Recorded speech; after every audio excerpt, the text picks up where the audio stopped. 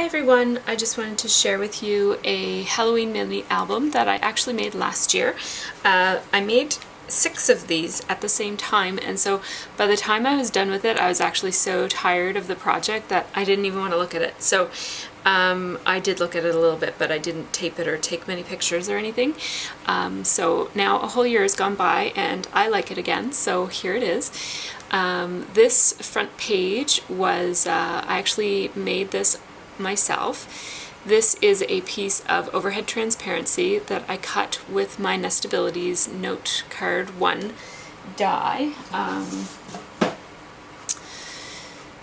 actually this entire album is made of cereal box and cracker box pages, or paper, and I used my Nestabilities die to cut the pages from the chipboard that just came from, you know, Wheat Thins boxes and cracker boxes and stuff. And then I cut an extra page for each album. I cut an extra page of overhead transparency for this page, and then this is also an overhead transparency. You'll probably see the light hitting it. I did that because I wanted to have the title. It's called, I don't know if you can see it there, it's called The Haunting of Haliburton. Haliburton is our neighborhood, and this mini album is about a group of kids who all went trick-or-treating together. We had a big Halloween party at one of the houses, and then we all went trick-or-treating together. So this mini album is all about that night, and so I put the title on there because I didn't want to have to try to put it on the paper and then try to figure out how to cut it, so I just did it that way. And then underneath of this paper is just a yellow piece of paper with a circle punch to make a moon.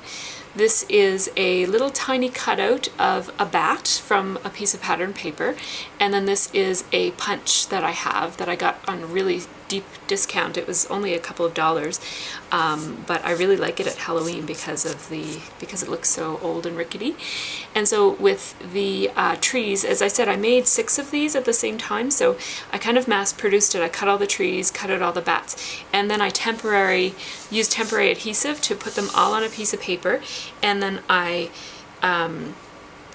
used emboss ink and stamped it all over all of them, and then I dusted them with glittery black embossing powder and heat embossed them so that all of them have this kind of glossy, glittery black look to them.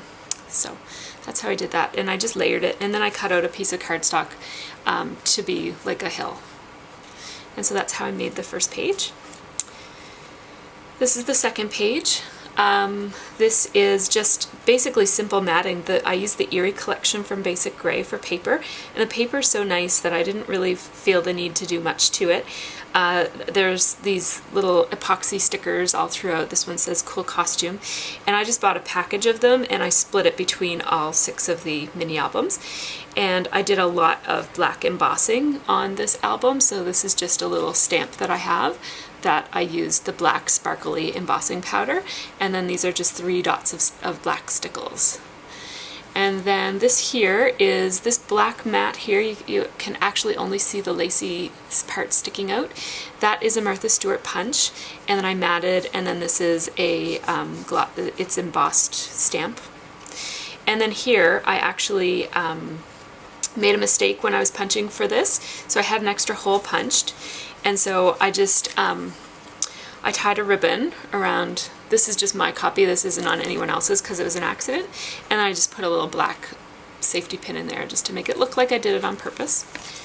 And this is the second page. I made a bunch of these flowers. What I did was I took these pastel Prima flowers, and all that I did was I painted them using Adirondack paint dauber, and then I went over them just to make them black, and then I went over them with this puffy 3D fabric paint, and that made them shiny.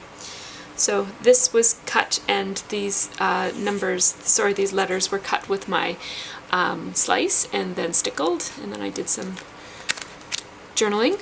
And then this is just matted pictures, and then this is a button I made with, I made a bunch of them with these clear buttons, and I just used glossy accents and put it down on a piece of pattern paper and cut around it and made little special buttons.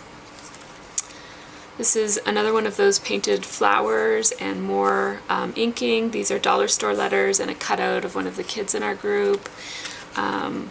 More embossing, and I stickled one of the spiders, and then this is just some layering of some of the scraps and a little black piece of ribbon that looks like a bat when it's tied around that piece of, around that paper clip. And then this is just one of those spider rings and some lace trim from the fabric store, and I stickled the spider webs on the pattern paper. And then this is actually one of the treat bags that our kids got in their Halloween treats.